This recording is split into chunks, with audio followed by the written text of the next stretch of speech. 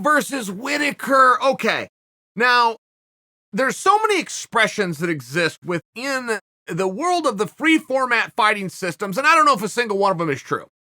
But there has been a phenomenon around since the 90s that all fans want to see is two guys standing on their feet. If you do anything but stand-up fighting, you are then a boring fighter. Robert Whittaker got into 2 shots tonight. They were maybe the most exciting part of the night, where everybody's hoping he's going to change where this fight is taking place and get it down to the ground. I am not insulting the action within this fight, not in the least. This was 2 fantastic mixed martial artists that just kind of canceled each other out. It's one of those things. Whittaker was doing a little better job of mixing the martial arts.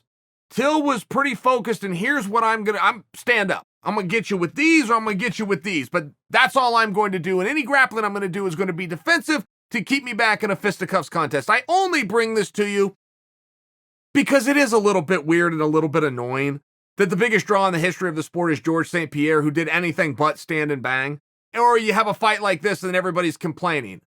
But they will be happy to come out tomorrow morning and tell you all how the only fighter that is worth a damn is one that wants to stand up for you. These things just aren't true. Look, Darren Till needs some work on a couple of things that he simply can't work on. He cannot go in the practice room and prepare. I don't know that I've ever seen Darren Till look better. Darren Till's had his conditioning questioned a number of times. Darren Till is now in the 5-round club. By the way, when I talk about things that Darren just needs to work on, they're just experience of getting in there, guys. This is a brand new weight class for him. He's done 2 middleweight fights ever. One was against the #1 contender, and the other was against the world champion. I mean, in all fairness, give Till a break.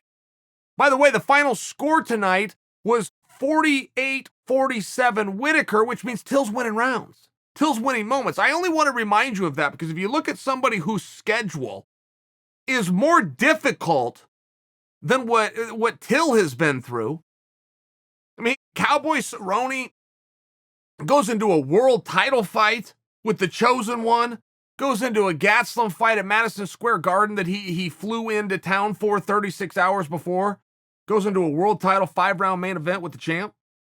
Till's doing a great job, but he can't get those reps in practice. He's still a very young guy. Till is younger than you guys might think for somebody that's done as much as he's done. All these main events, all these co-main events. Fighting in the Mecca, fighting the former champions, headline fighter. Show was trending around. Kevin and I only sent out a tweet during the show. The show was trending around the world. #2 thing in all of America, trending all over the world for 2 hours straight. I only offer you that because Till's on top of the bill. I mean, Till's doing some very heavy lifting. He's a very young guy. Till has the right, same as anybody, to get some reps in. But the reps I'm talking about don't come from the practice room. His coaches are doing a great job. Till is getting better.